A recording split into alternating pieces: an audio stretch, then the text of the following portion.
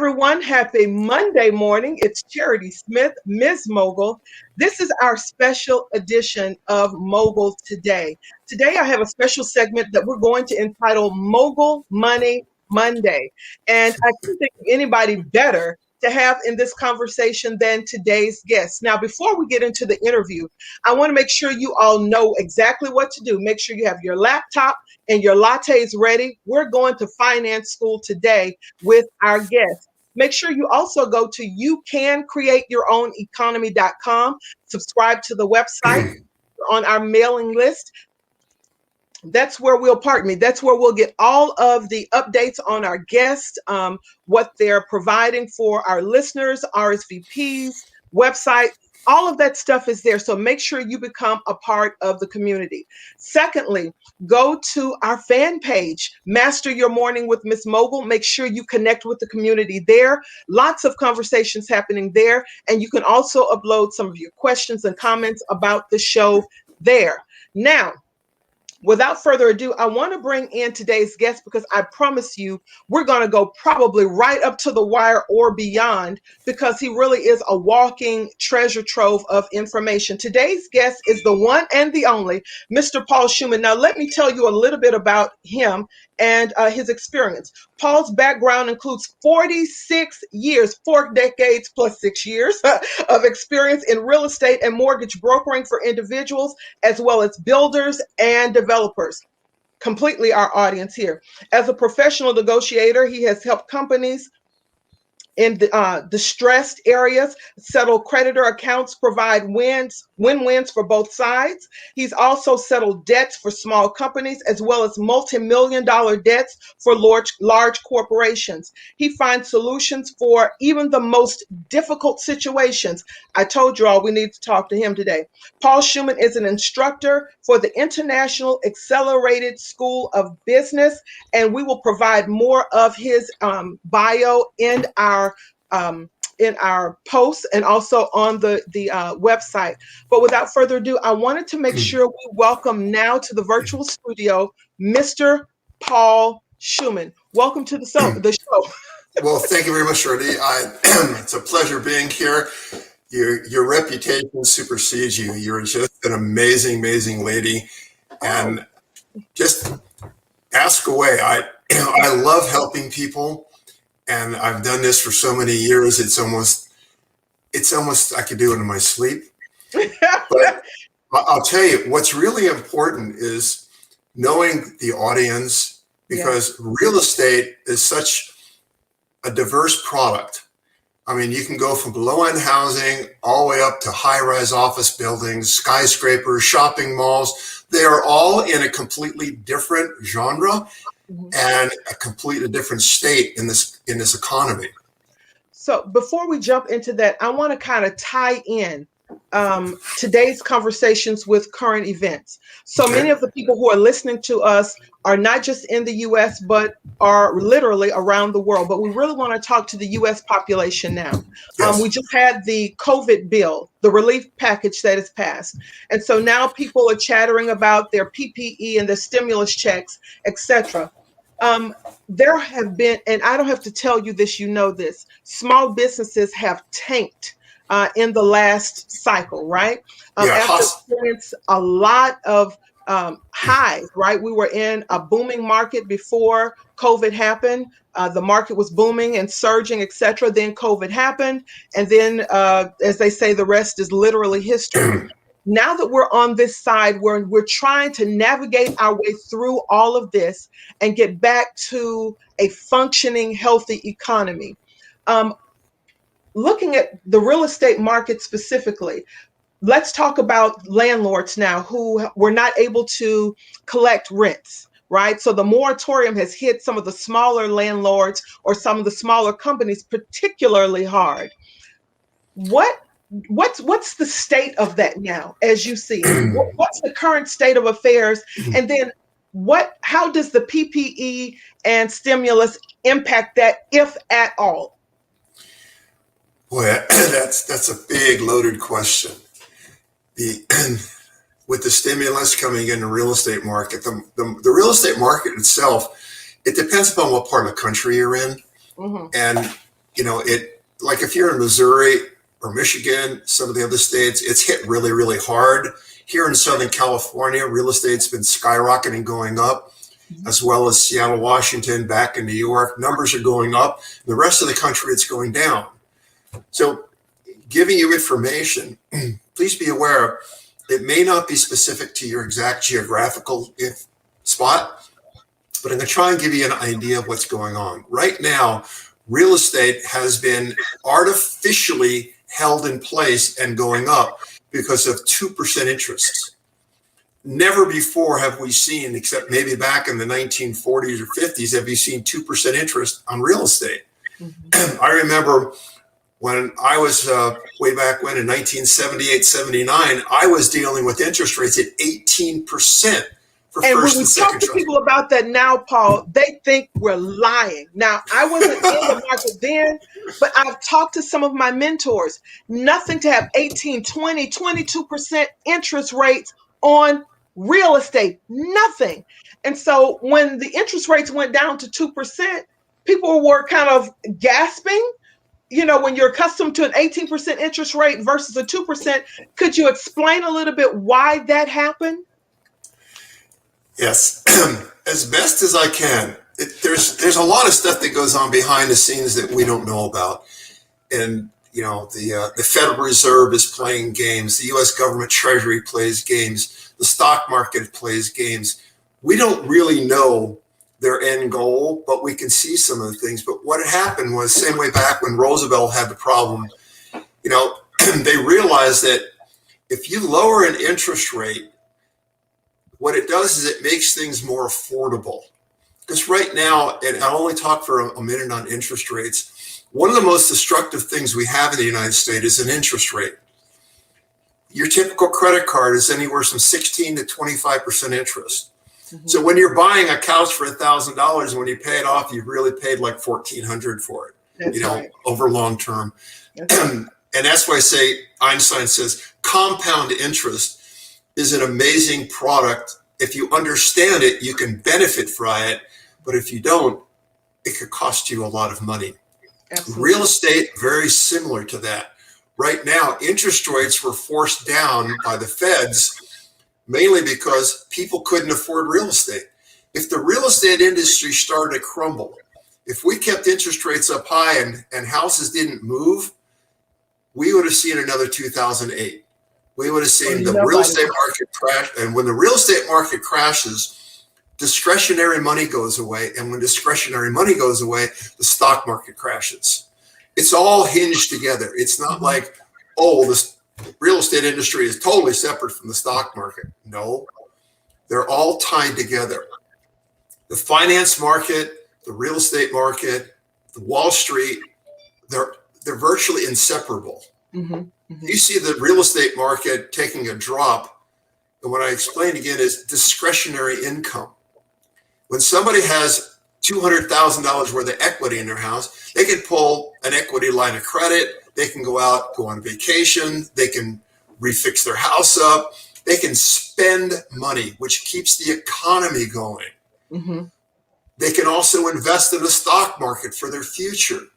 But when discretionary money goes away, the equity drops down. Same way with businesses. If they don't have a lot of extra customers, discretionary money changes. That's what fuels the marketplace. That's what changes everything going on out there. It's discretionary money. So let's talk a little bit about that and why. Well, first of all, let's back up. And if you're taking notes out there, and I hope you are, first of all, you should understand that real estate is time sensitive, right? Yes. And so timing has everything to do with how the market operates, how the interest rates operate, and how it's tied to, as you said, the Wall Street, the finance market. And mm-hmm. They really are built upon the well-being of real estate, right? The market is really built upon that homeowner, in my opinion. Let me speak from my perspective.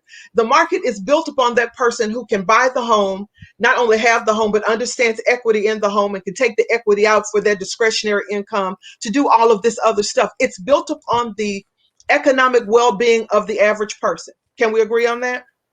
Yes.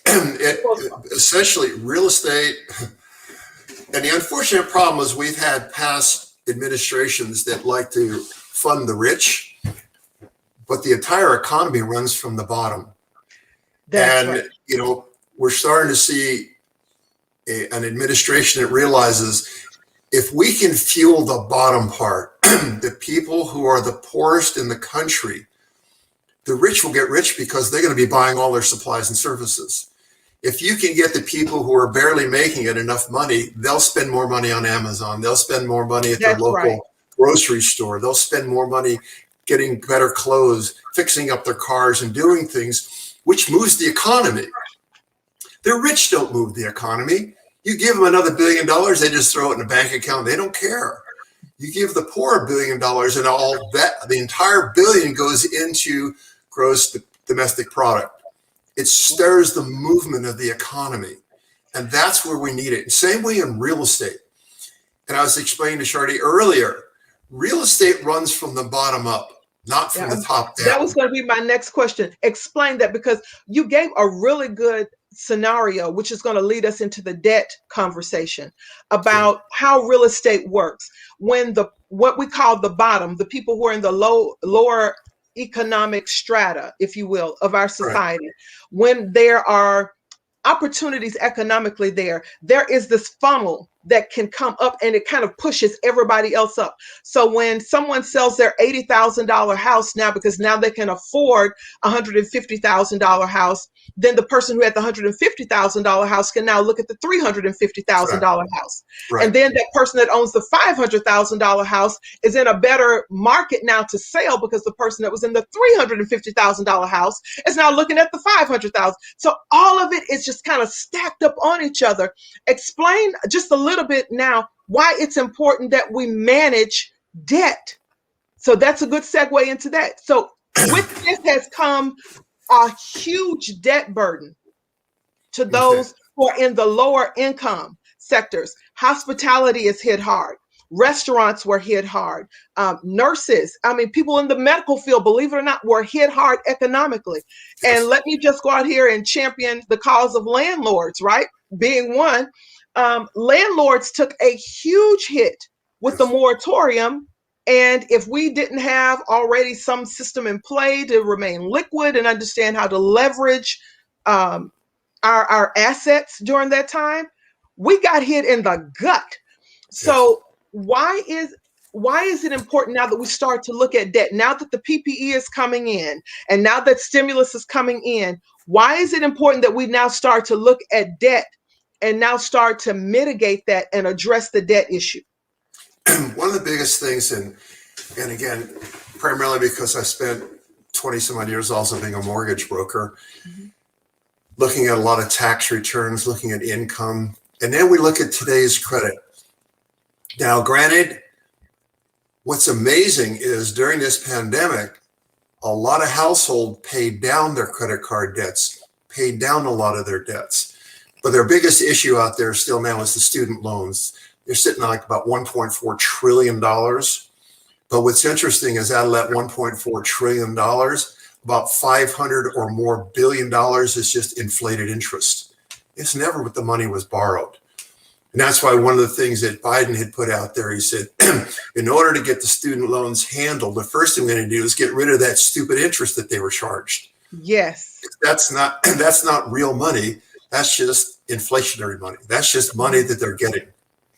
You wipe out interest, and all of a sudden your student loan debt will be down to like $750 billion, $800 billion, which is manageable. Now, if you can knock off the lower end of the debt, and I don't know exactly how the numbers work out in student loans, but anywhere from $10,000 to $20,000, and you're going to knock out a big portion of the problem debt.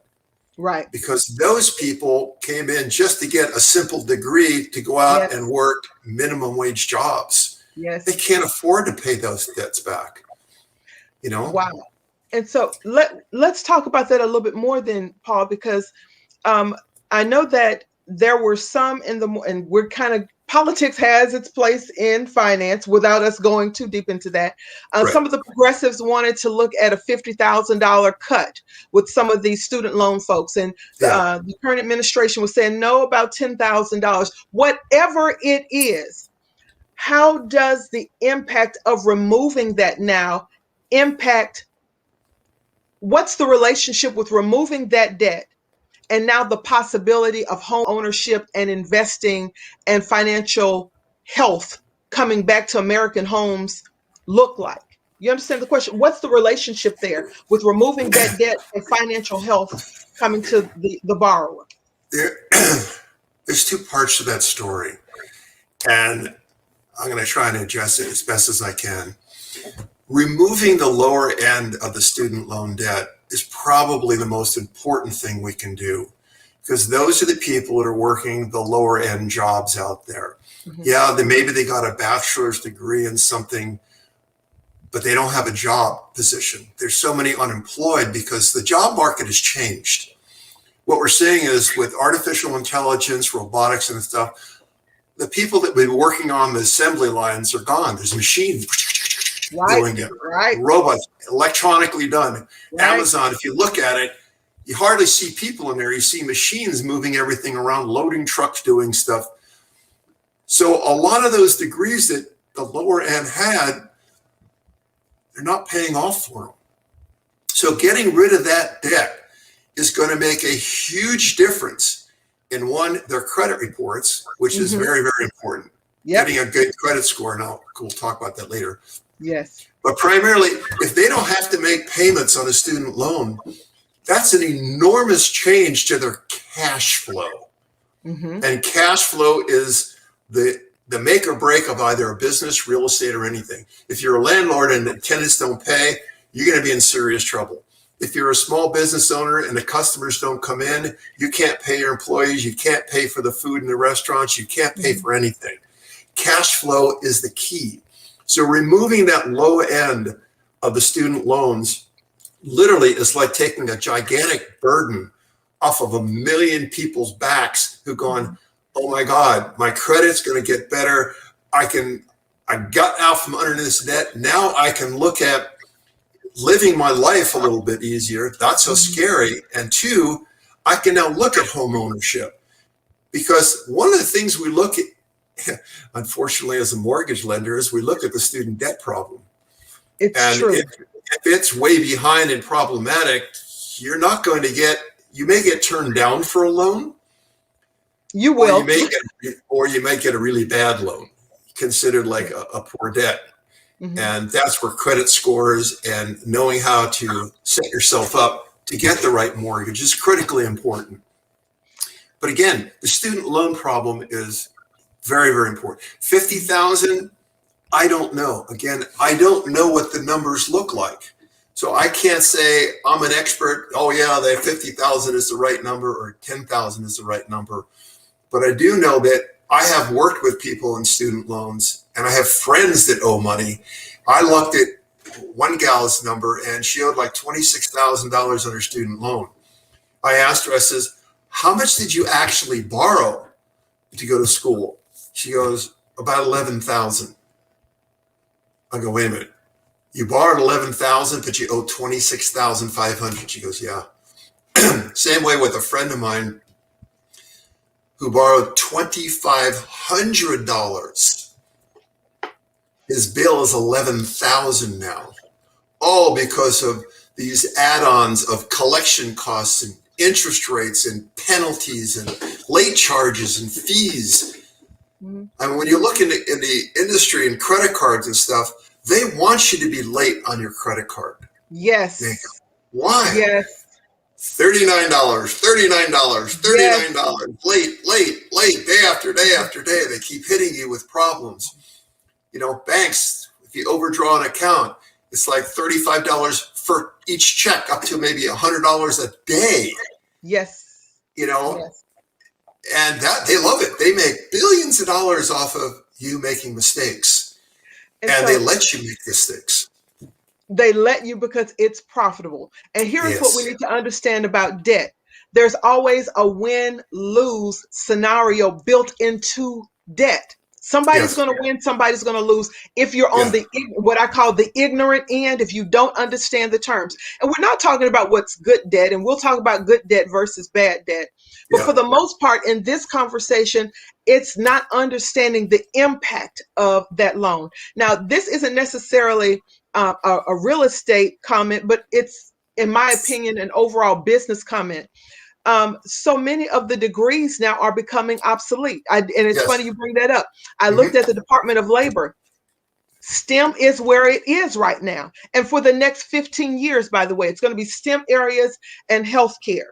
And bioscience, bioengineering, etc., so forth. But it's going to be somewhere in the STEM areas.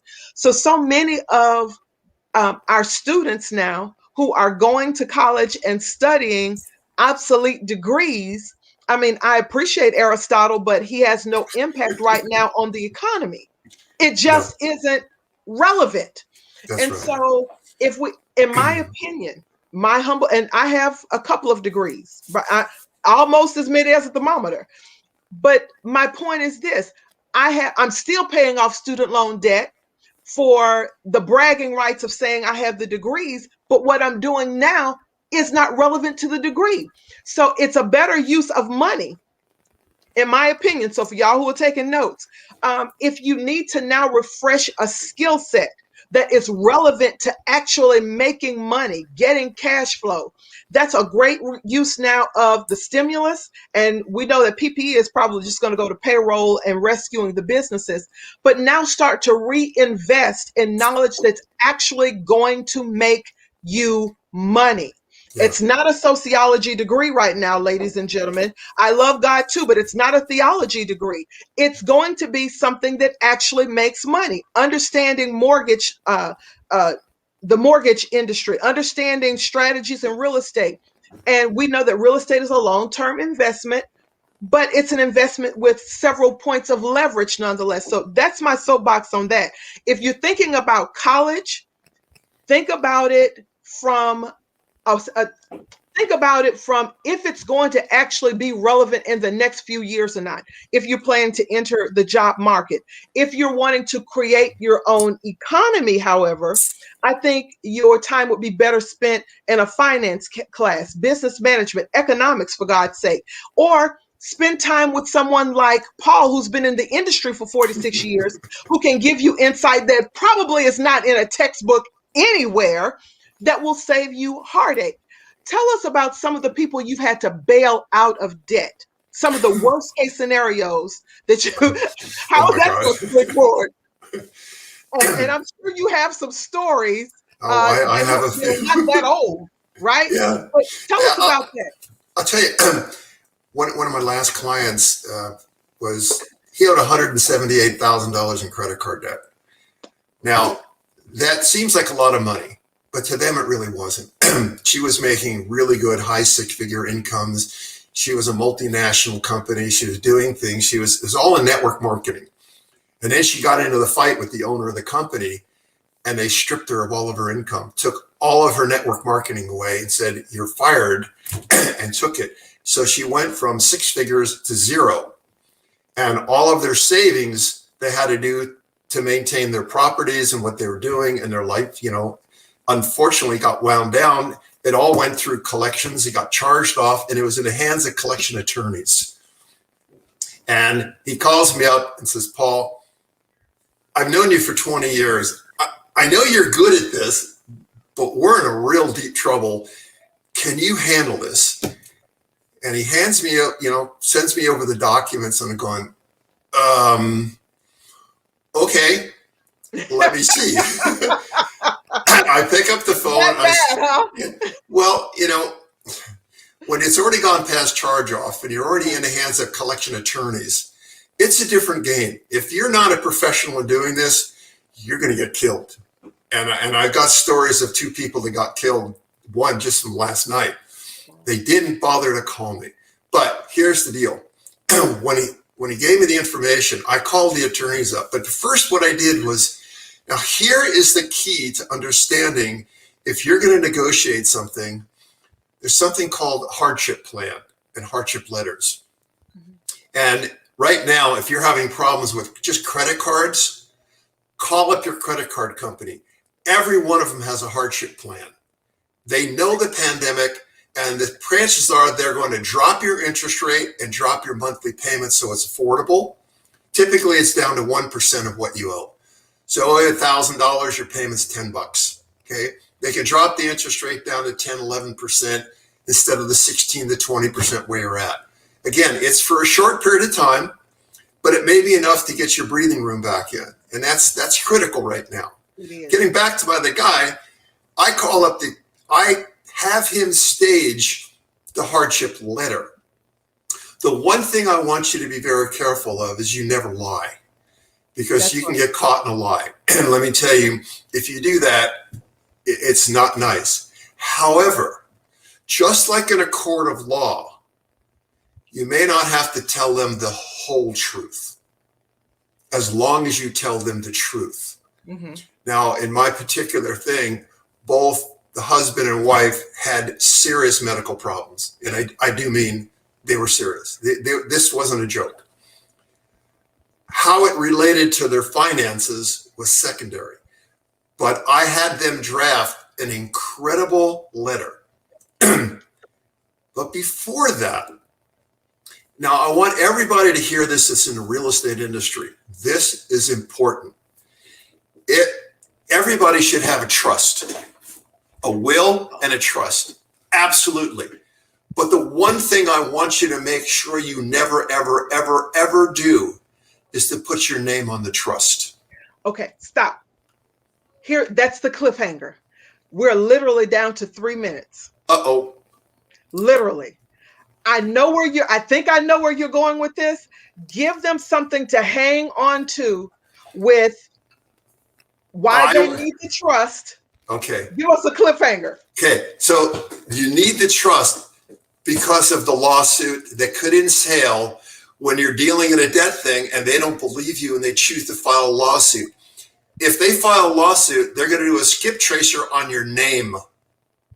If your name shows up on the name of a trust, they'll go after the trust assets. But if it's in the name of your dog, in the name of some vacation you went at, or just XYZ trust, and you have a lease between your own house and the trust, so you now have all your real estate in a trust and you're leasing from them, if they come after you, hey, I'm just a tenant. I don't own anything. The trust owns it. And so we are literally down to 2 minutes. So listen, I guess y'all can tell I'm excited about this because well, let me hush because I live in a community property state. Never mind. Never mind. Well, that's what prenuptials are for. There you go. Listen, Paul, I can already tell we're going to have a lot of fun with this. I want you all to tune in next Monday. I'm hosting Paul back, and we're going to talk about mitigating debt. We're going to get into the treasure trove of Paul's mind, those 46 years of negotiating tough debts. You're going to need to know this. This is why it's important. 60% of all the divorces in the United States are battling over money. If you can sit down as a couple and not battle, you can save your marriage. That's the perfect cliffhanger. Don't I'll tell you how. Perfect. We're going to have Paul back right here next Monday, same time, same bat station. We're going to pick up the conversation here. And I want you all to invite everyone you know. This man is a treasure. I found him on another friend's podcast. Had to have him on the show because there's so many questions now about how we create our own economy through the madness of all this. How do we negotiate it? How do we navigate it? You need someone skilled, someone who has seen troubled waters before and navigated it, someone who has a plan, a map, a strategy, and a life jacket if you need it. That would be Paul. So join me back right here on this same station. We're excited about what's happening here. Thank you all for tuning in. Again, make sure you share, and be back here. And make sure you put your comments and questions in some of the comments on the side here. And Paul and I will hang back on next week to see if we can answer some of those questions. Send me all your difficult questions. I love them. I've answered untold thousands of questions for people. So send them in. And thank you very much.